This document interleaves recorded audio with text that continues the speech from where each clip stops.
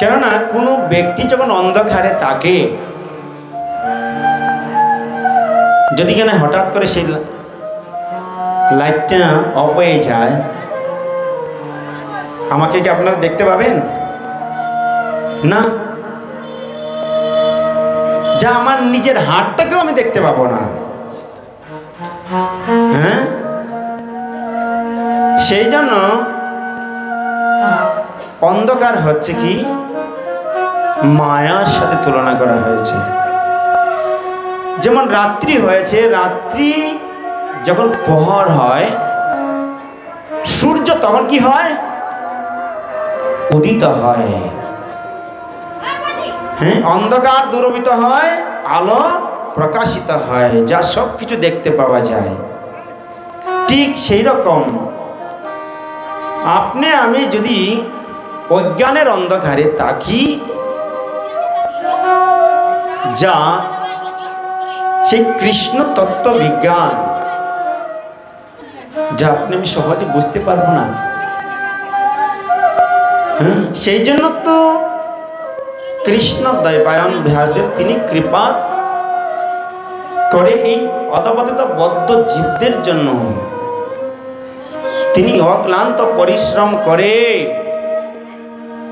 তিনি সেই বৃদ্ধ বয়সে তিনি 18,000 শ্লোক তিনি রচনা করেছিলেন। কালকে আমরা শুনেছিলাম। হ্যাঁ, তিনি বাসনা করেছিলেন আমার একটা পুত্র দরকার, যেন এই ভাগবতম কথা তিনি পরিবেশন করে। তিনি বিভিন্ন বিবেচনা করে তিনি কি বললেন? মায়া মুগ্ধ জীবের নাহি শত কৃষ্ণ জ্ঞান, জীবের কৃপায় কৃষ্ণ কইলা বেদ পুরাণ। এই সমস্ত বেদ পুরাণ রচনা করেছেন যা আপনার আমার প্রতি কৃপা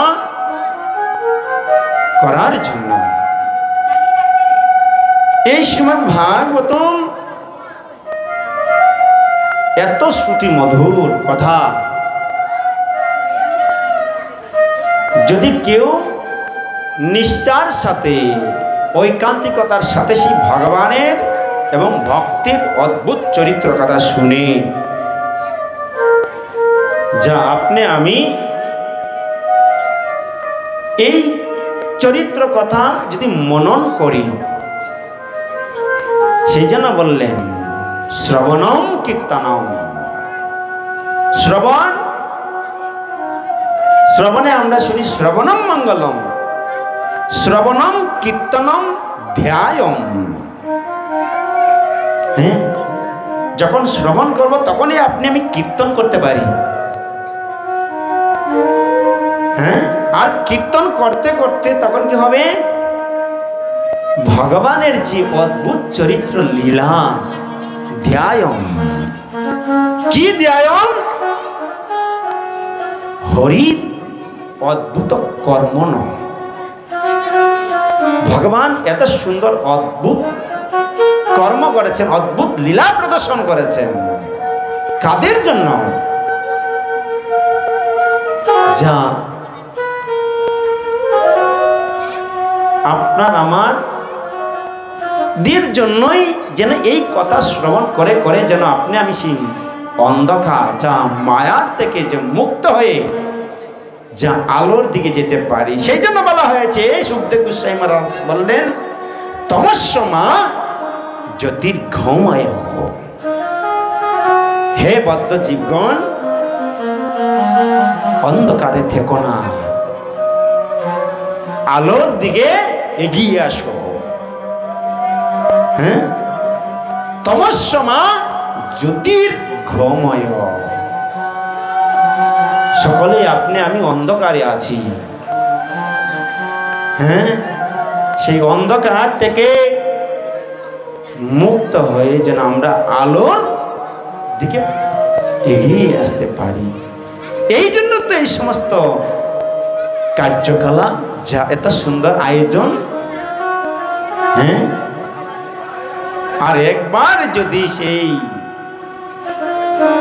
আলো প্রকাশিত হয়ে যায়, স্বাভাবিক এই কলির ঘোর অন্ধকারকে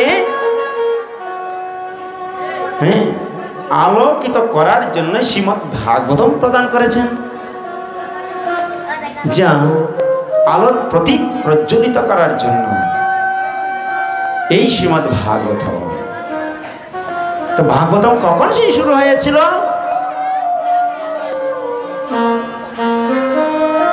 আমরা মহাভারতের কাহিনী অনেক শুনেছেন, হ্যাঁ, মহাভারতের অনেক কাহিনী শুনেছি, আপনি আমি মুখস্থ টুটস্থ পকটস্থ আছে।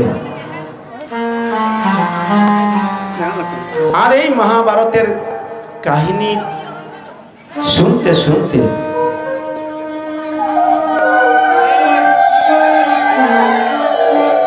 যখন কুরুক্ষেত্র যুদ্ধ প্রায় শেষ পর্যায়ে, হ্যাঁ, সেই পঞ্চ পাণ্ডব এবং ভগবান শ্রীকৃষ্ণ, হ্যাঁ, যখন দুর্যোধনের সাথে কি করলেন, সেই গদা যুদ্ধের দ্বারা যে ভীমসেন যখন উরু ভঙ্গ করেছিলেন, ধরাশী হয়ে সেই ভূমিতে পড়ে আছিল। আর এই করুণ দৃশ্য দেখে অশ্বত্থামা তিনি সহ্য করতে পারছিলেন না। কেন? অশ্বত্থামা হচ্ছে কি, হ্যাঁ, যা দুর্যোধনের, হ্যাঁ, দুর্যোধনের অত্যন্ত যা প্রিয় সখা ছিল, হ্যাঁ, সেই জন্য সেই প্রিয় সখা হওয়ার ফলে একই সাথে বসতেন। সখা মানে কি, যা একসাথে খেতেন, একসাথে চলতেন। আর এই দৃশ্য দেখে তখন কি করলেন, সেই অশ্বত্থামা দেখে অত্যন্ত অত্যন্ত তিনি ব্যথিত হচ্ছিলেন। আর তিনি সেই দুর্যোধনের সুখকে লাঘব করার জন্য তিনি প্রতিজ্ঞা করলেন যে আমি সে তার প্রতিশোধ নেব। কিরকম প্রতিশোধ? আমি সেই পঞ্চ পাণ্ডবের মস্তক ছেদন করে, হে দুর্যোধন, তোমার সম্মুখে নিয়ে আসব। হ্যাঁ, তখন সেই শিবিরের মধ্যে সেদিন পঞ্চপাণ্ডব ছিল না। কারা ছিল? সেদিন কৃষ্ণ কি করলেন, পঞ্চ পাণ্ডবদেরকে নিয়ে অন্যত্র স্থানে চলে গিয়েছিলেন। আর সেই যে শিবিরের মধ্যে সেই পঞ্চপাণ্ডবগণ শয্যায় যেতেন, সেই বিছানায় যা দ্রৌপদী সেই পঞ্চ পাণ্ডবের পঞ্চপুত্রকে শুইয়ে রেখেছিলেন। আর সেই শিবিরের মধ্যে নিশিরাত্রিতে সে অশ্বত্থামা কি করলেন, ঘুমন্ত অবস্থায় যা শিরচ্ছেদ করে মস্তকটিকে, 5টি মস্তক একটি ব্যাগের ভিতরে নিয়ে দ্রুত যাচ্ছিল। কে বলছে, বন্ধু, হে দুর্যোধন, আমি তোমার প্রতিশোধ নিয়েছি, দেখো দেখো। স্বাভাবিক, কেউ যদি প্রতিশোধের আগুনে জ্বলে, হ্যাঁ, যদি কারো প্রতি রিস থাকে, আমরা জড়জগতে দেখতে পাই, যে কোনো বিনিময় হোক তার ক্ষতিগ্রস্ত করতে চায়। সে বিষ প্রয়োগই করুক আর সে ছুরি মারুক, হ্যাঁ, কারো না কারো মাধ্যমে সে প্রতিশোধের আগুন সবচেয়ে বড়, হ্যাঁ, আগুন যা ধাক ধাক করে জ্বলছিল। কিন্তু সেই অশ্বত্থামা জানতেন না যে তিনি যে কত বড় একটি ভুল করেছেন। তিনি ভাবছেন যে পঞ্চ পাণ্ডবের মস্তক তিনি নিয়ে এসেছেন। অন্ধকার রাত্রি, বন্ধু দেখো দেখো দেখো, দুর্যোধন জানতো, কিন্তু এই যতদিন কৃষ্ণ তাদের পাশে থাকবে এমন কোনো ব্যক্তি নাই যে পঞ্চ পাণ্ডবের মস্তক আনতে পারবে। কি সম্ভব? কিভাবে সম্ভব ওদের এই পঞ্চ পাণ্ডবের মস্তকটি নিয়ে আসছো? তোমার বিশ্বাস হচ্ছে না? দেখো দেখো, দেখি দেখি। আর যখন দুর্যোধন হাত দিয়ে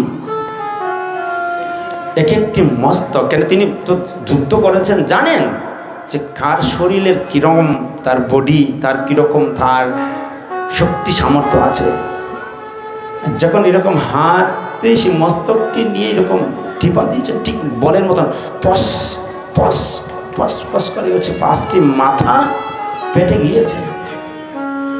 হে বন্ধু, হে অশ্বত্থামা, এ তুমি কি করলি? এরা পঞ্চ পাণ্ডব না। হায় রে দুর্ভাগ্য রে, তুমি সেই দ্রৌপদীর কচি কচি সেই নাভালকের মস্তকটি তুমি নিয়ে আসলে। তুমি এত জঘন্য কাজ করতে পারলে? দুর্যোধন কিভাবে মৃত্যুবরণ করেছে জানেন?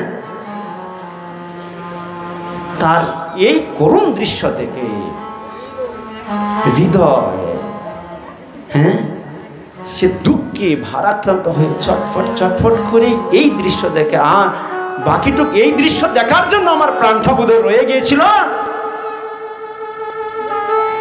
হে বিধি, এ কি পরিণয়! এইভাবে সে ধরাশায়ী সে মৃত্যুবরণ করল। হ্যাঁ, এদিকে যখন শিবিরে এসে দেখছেন দ্রৌপদী তার পঞ্চপুত্র মৃত্যু অবস্থায় আছে, দেখেন যদি মা থাকতে যদি কোনো পুত্রের বিয়োগ হয়,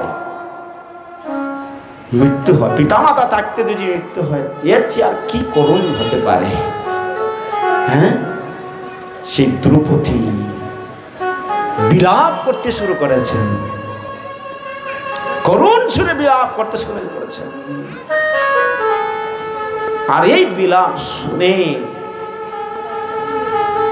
অর্জুন কৃষ্ণ ছুটে আসছেন, এসে দেখছে কি হয়েছে, তুমি এরকম বিলাপ করছো কেন? দেখছে তার পঞ্চপুত্র মৃত অবস্থায় আছে। তখন অর্জুন প্রতিজ্ঞা করেছেন, হে দ্রৌপদী, এই কাজ যে করেছে, আমি তার আমার যে গান্ডি আছে না, সেই গান্ডির যে বাণের তীরের দ্বারা তার মস্তক ছেদন করে আমি তোমার সম্মুখে নিয়ে আসব। হ্যাঁ, আর তার সেই যতক্ষণ পর্যন্ত আমি তার মস্তকটা নিয়ে আসবো না, হ্যাঁ, আর তুমি সেই মস্তক যখন দেখবে আর তার সেই তোমার যে সুখ নিবৃত্ত হবে, আর তার সেই পঞ্চপুত্রকে সদাহ করে, হ্যাঁ, তখন তুমি সেই মস্তকের উপর বসে তুমি স্নান করবে। এই বলে তো কে করেছিল? ভগবান কৃষ্ণ বলছেন এই কাজ, এই জঘন্য কাজ একমাত্র অশ্বত্থামাই করতে পারছে, এর ছাড়া কেউ আর করে নাই। অশ্বত্থামা পলায়ন করছে, দ্রুত গতিতে পলায়ন করছে। অর্জুন রথ নিয়ে তিনিও পিছন দিয়ে ধাবমান দ্রুত বেগে যাচ্ছিলেন। এমন দ্রুত বেগে যাচ্ছিলেন যেমন ব্রহ্মা যখন জঘন্য রূপ দৃষ্টিতে যখন তাকিয়েছিলেন, যেমন শিবজি ত্রিশূল নিয়ে পিছন দিয়ে তাপমান করেছিলেন, হ্যাঁ ঠিক সেই প্রকার কিভাবে ব্রহ্মা তার মেয়ের রূপের প্রতি মোহিত হয়ে তিনি পিছনে পিছনে ধাবিত হচ্ছিলেন। আর এই দৃশ্য দেখে শিবজি তিনি ত্রিশূল নিয়ে পিছনে ধাপাকন করছিলেন। ঠিক সেই প্রকার দ্রুত বেগে যাচ্ছিলেন। কিন্তু অশ্বত্থামা ঘোড়া দৌড়তে দৌড়তে দৌড়তে ক্লান্ত হয়ে গিয়েছে। হ্যাঁ, এত ক্লান্ত হয়েছিল অশ্বগুলো, আর সামনে দিকে এগিয়ে যেতে পারছিল না। হ্যাঁ, তখন তার নিজের প্রাণকে রক্ষার্থে হ্যাঁ তিনি কি করলেন, সেই জলকে স্পর্শ করে আচমন করে তিনি মন্ত্রের দ্বারা যা ব্রহ্মাস্ত্রকে তিনি আহ্বান করছিলেন। কিন্তু অশ্বত্থামা জানতো না সে আহ্বান করতে পেরেছে ঠিকই, তখন সমস্ত এমন ভয়ঙ্কর রূপ ধারণ করেছে, অর্জুন দেখে অত্যন্ত বিচলিত হয়ে গিয়েছে। এমন ভাবে তিনি বিচলিত হয়েছিলেন, তখন অর্জুন কৃষ্ণের কাছে প্রার্থনা করছিলেন। তিনি কি প্রার্থনা করলেন, করুণ ভাবে স্বাভাবিক ভক্তের যখন সংকট আসে, হ্যাঁ যদি কোনো ভক্ত সে দ্বিধাগ্রস্ত থাকে, কিম কর্তব্য বিমূঢ় হয়ে যায়, তো স্বাভাবিক হয়তো গুরুজনের কাছে শরণাপন্ন হওয়া উচিত, বয়োজ্যেষ্ঠদের কাছে শরণাপন্ন হয়ে সে জ্ঞান কি উপদেশ নেওয়া উচিত। যেমন অর্জুন প্রথম তিনি কিম কর্তব্য বিমূঢ় হয়েছিলেন। হ্যাঁ, তিনি বলছিলেন যখন তিনি কোনো ধরনের সে বুদ্ধির দ্বারা, নিজের বুদ্ধির দ্বারা যখন তিনি সেই ইয়ে করতে পারেন নাই, সম্পাদন কিভাবে করবেন, তখন ভগবত গীতার শ্লোকেও আছে দেখবেন, কার্পণ্য দোষ অপহত স্বভাব, বলছে কার্পণ্য দোষ অপহত স্বভাব পৃষ্ঠামিতাম ধর্ম সমরচেতা।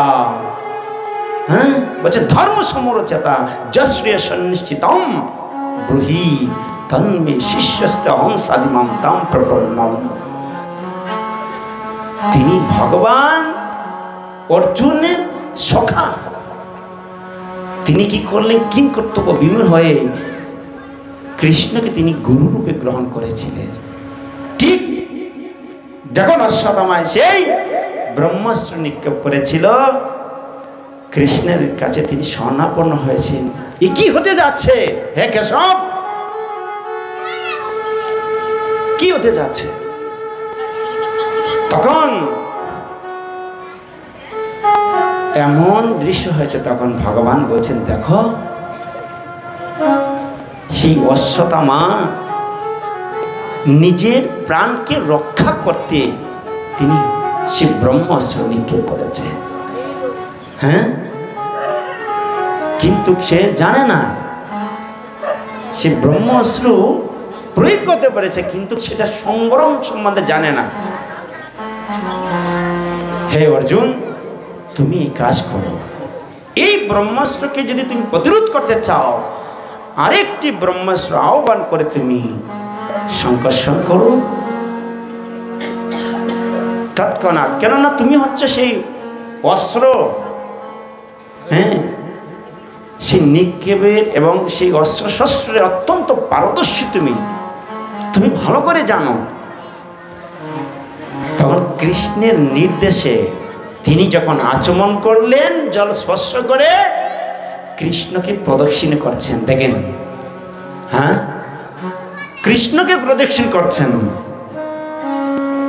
কৃষ্ণ যখন নির্দেশ দিলেন, অর্জুন ইচ্ছা করলে দিতে করতে পারতেন, কিন্তু কৃষ্ণের যে বাক্যের দ্বারা তিনি অপেক্ষাকৃত ছিলেন। যেন কৃষ্ণ নির্দেশ দেন, তখন কৃষ্ণকে কি করেছে, সেই প্রদক্ষিণ করেছেন। প্রদক্ষিণ করে তিনি আহ্বান করছেন। সেই ব্রহ্মাস্ত্র যখন নিক্ষেপ করেছিলেন, এমন বিকট শব্দ হচ্ছিল যা সমস্ত পৃথিবী মনে হচ্ছিল যেন প্রলয় হতে যাচ্ছে। হ্যাঁ, অন্ধকার আচ্ছন্ন হয়ে গেছে, মনে হচ্ছে যেন এখনই সমস্ত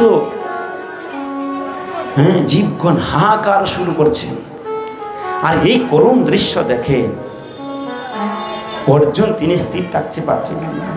তিনি কি করলেন, পুনরায় তিনি সেই ব্রহ্মাস্ত্রকে নিয়ন্ত্রণ করলেন।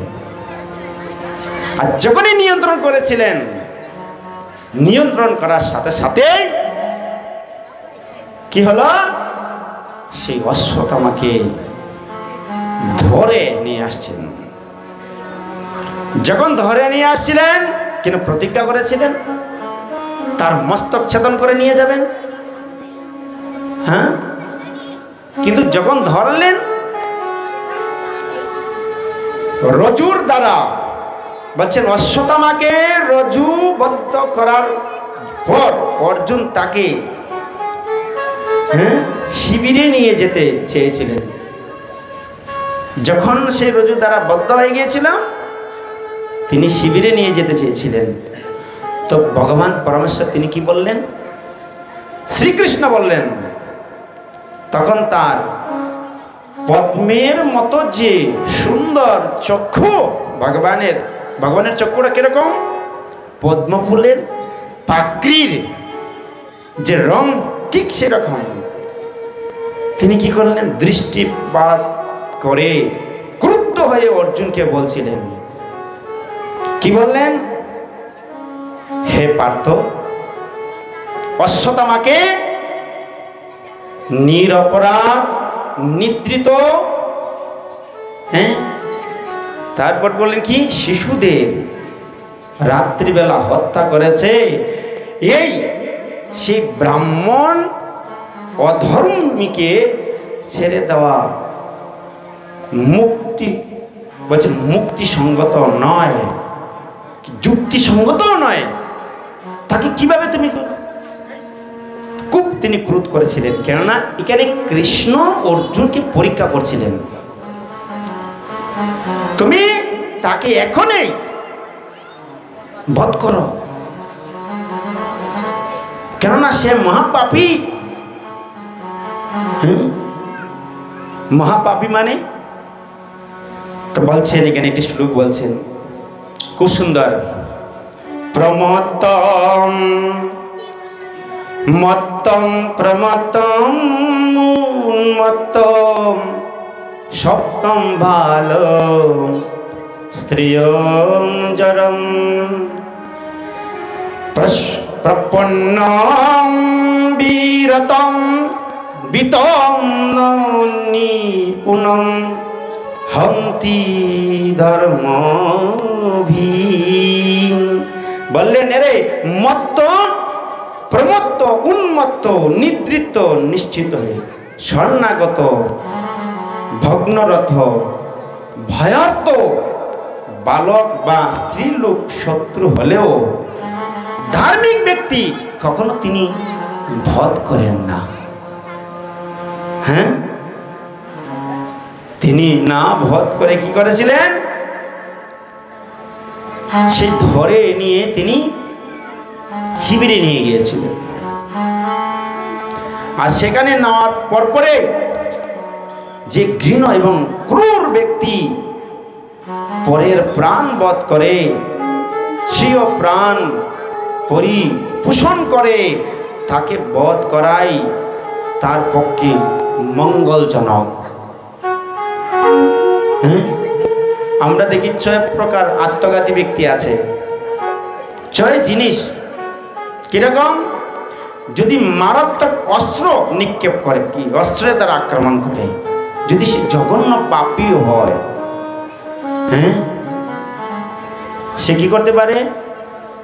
হ্যাঁ, অস্ত্র দ্বারা সে যে আক্রমণ করে, যে ব্যক্তি অস্ত্রের দ্বারা আক্রমণ করে, যে ব্যক্তি বিষ প্রয়োগ করে,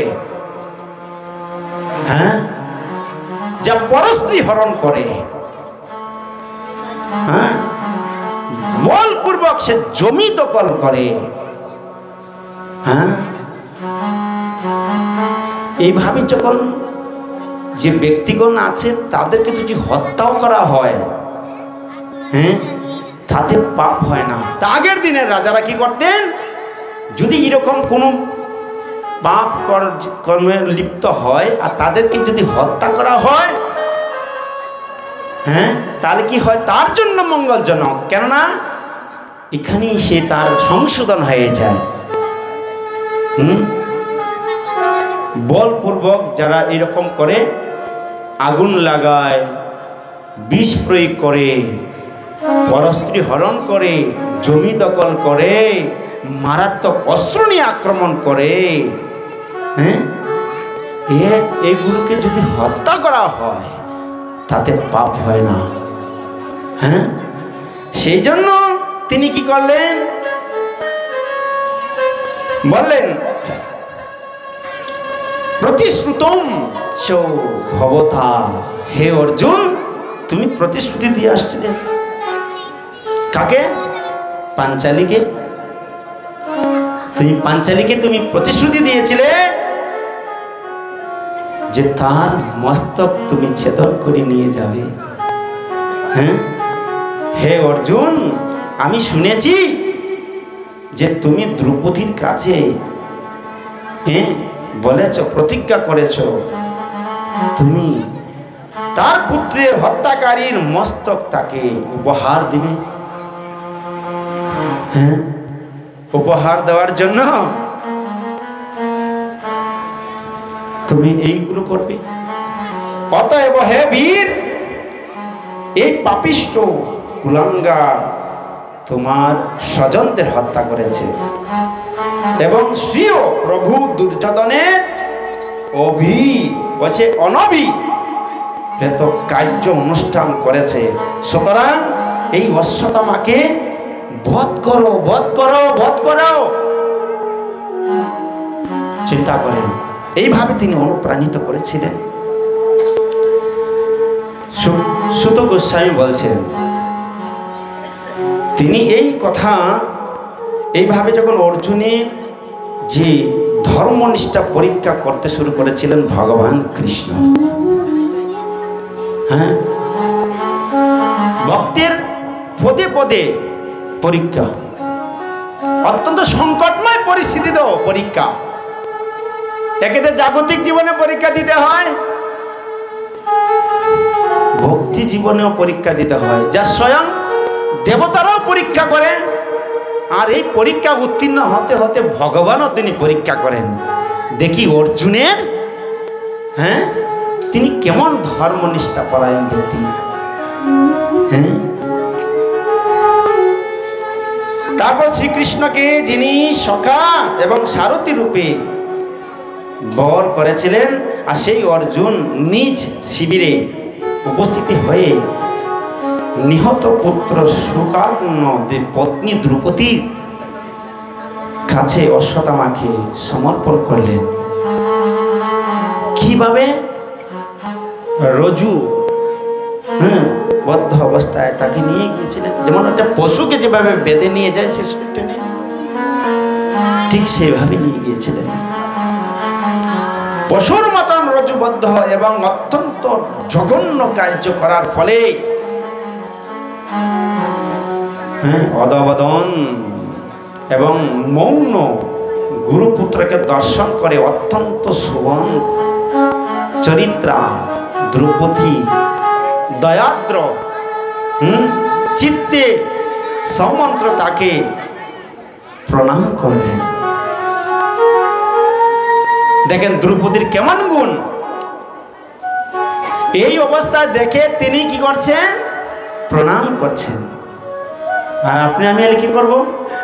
আমার পুত্রকে বধ করাছে, হ্যাঁ, যা পাও তা দিয়ে মারা শুরু করো, হ্যাঁ, নিজেও তো মারবো, আরো আত্মীয় স্বজন যতজন আছে সবাইকে ভাড়াবসি ডেকে এনে মারো মারো, ধুম ধুম মারো, ইচ্ছা মতো উত্তম মাধ্যম দেও। কিন্তু যেই তো গুরুর পুত্র, দেখেন দ্রৌপদীর এত গুণ, একজন সতী সাধবী নারী, হ্যাঁ, এটা হচ্ছে মায়েদের বৈশিষ্ট্য, মায়েদের অনেক গুণ। আপনাদের মধ্যে এত সুন্দর গুণ আছে যা এই সমস্ত চরিত্র, এই শিক্ষাগুলো প্রত্যেক মা শিক্ষণীয়, এত সুন্দর। তিনি তার গুরুর পুত্রকে দেখে তিনি প্রণাম করছেন। এইভাবে অশ্বত্থামাকে রজুবদ্ধ অবস্থায় দেখে সাধবী দ্রৌপদী, হ্যাঁ, সম্মন্ত্রে বলতে উঠলেন, এর বন্ধন মোচন করো, এর বন্ধন মোচন করো, কেননা তিনি হচ্ছে ব্রাহ্মণ। হ্যাঁ, কেন ব্রাহ্মণ সবসময়ই আমাদের পূজার্থ, কেন পূজনীয়, কেননা ব্রাহ্মণ হচ্ছে কি ভগবানের অত্যন্ত প্রিয়। ব্রাহ্মণ হচ্ছে ভগবানের মস্তক্ষ, মস্তক্ষ মানে মাথা না, কিন্তু জ্ঞান। যিনি ব্রাহ্মণ তিনি মন্ত্র তন্ত্র বিশারদ এবং পারদর্শী থাকবেন, এবং তিনি যাজন যজন পঠন পাঠন মন্ত্রতন্ত্র মানে সবসময় তিনি সেই জ্ঞান অধ্যয়ন করবেন, তিনি কোনো কর্ম করবে না। সেই জন্য তো তিনি ভগবানের প্রিয়। দ্রৌপদী দেখেন ওনার পুত্রের সুখে তিনি বিলাপ করছেন, কচি কচি নাবালক পুত্রকে মৃত্যুবরণ করেছে, তার জন্য বিলাপ করছেন, কিন্তু গুরুর পুত্রকে এই অবস্থায় করুণ দৃশ্য দেখে তিনি ক্রোধন করছেন, প্রণাম করছেন। হ্যাঁ, এত ভাবে তিনি সেই রোচন করছিলেন। তখন তিনি বললেন, তিনি হচ্ছেন দ্রোণাচার্যের এবং কৃপার প্রভাবেই আপনি গোপনীয় মন্ত্র অর্জন করেছেন। এই কথা কাকে বলছেন? অর্জুনকে বলছেন। তাড়াতাড়ি বন্ধন মোচন করো। তুমি সেই দ্রোণাচার্যের কাছ থেকে এত বিদ্যা মন্ত্র, তুমি গোপনীয় এত অস্ত্র শস্ত্র বিদ্যা শিক্ষা অর্জন করেছ, হ্যাঁ, সেই ধনুর্বিদ্যায় পারদর্শী হয়েছ, হ্যাঁ, উপসংহার কৌশল তুমি শিখেছ, অস্ত্রে শিক্ষা লাভ করেছ, তুমি তাড়াতাড়ি সেই রজু বন্ধন অবস্থায় বন্ধন করো। তিনি হচ্ছেন আমাদের পূজনীয়, কেননা দ্রোণাচার্যের তার পুত্র সেই অশ্বত্থামা রূপেই বিদ্যমান। স্বাভাবিক, যদি কোন সতী সাধবী নারী পতি মৃত্যুবরণ করে, আর সেই পতির যে অংশ রূপ যে সন্তান, তাকে নিয়ে তার জীবন অতিবাহিত করে, কেননা সে পতির অংশ স্বরূপ। যদিও সন্তান, সেই সন্তানের মুখের দিকে দেখিয়ে দিকে তিনি, হ্যাঁ, তার সে পতির, হ্যাঁ, অংশ হিসাবে তিনি সেই লালিত পালিত হয়ে তার জীবনকে অতিবাহিত করেন।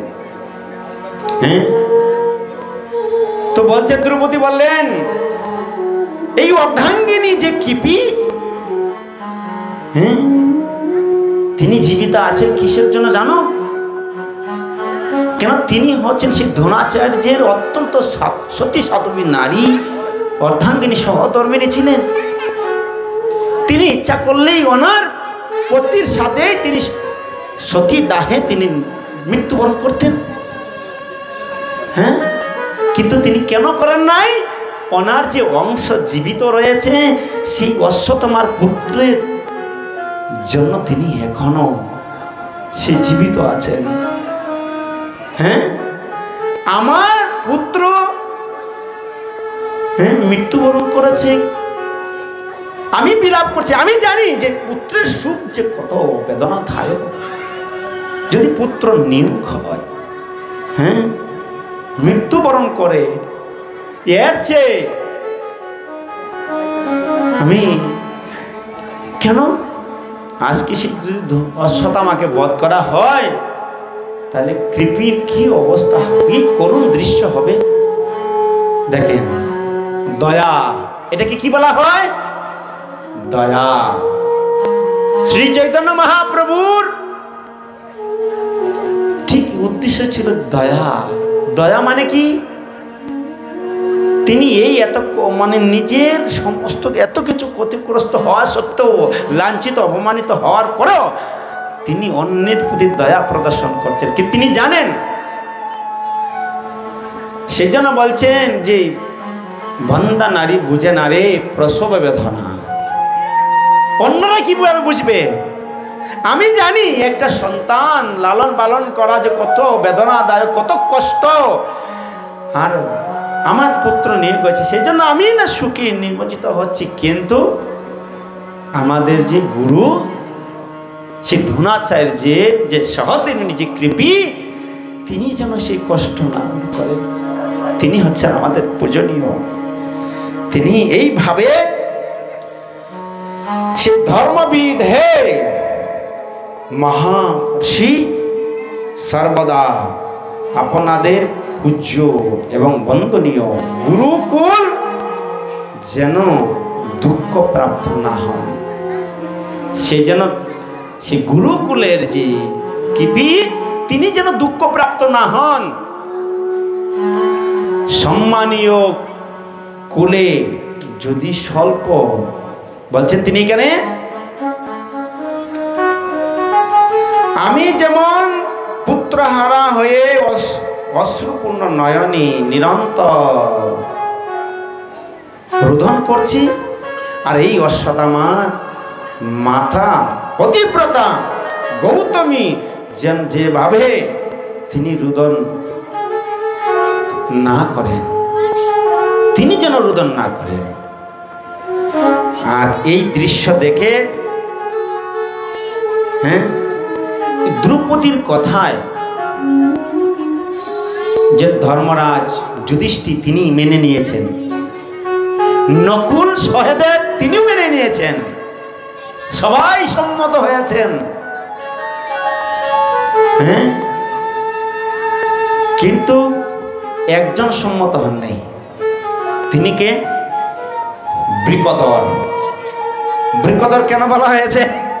তিনি অনেক বেশি খেতেন, সবার চেয়ে বেশি খেতেন, আর তিনি অত্যন্ত শক্তিশালী। কেননা এই বৃকদর যে ভীমসেন, তাকে বিষ খাবিয়েও মৃত্যুবরণ করতে পারে। কেননা সে আরো পাতালকে গিয়ে আরো বড় শক্তিশালী হয়ে আছে, 1000 হাতির বল গায়ে অর্জন করে চলে আসছে। কোন মতে ওকে ছাড়া যাবে না, আমার কথা, আমাকে ছাড়ো, আমি অক্ষণই তোকে বধ করব। আরে দাঁড়াও দাঁড়াও, হ্যাঁ, তিনি কোনো মতেই তিনি মানছিলেন না।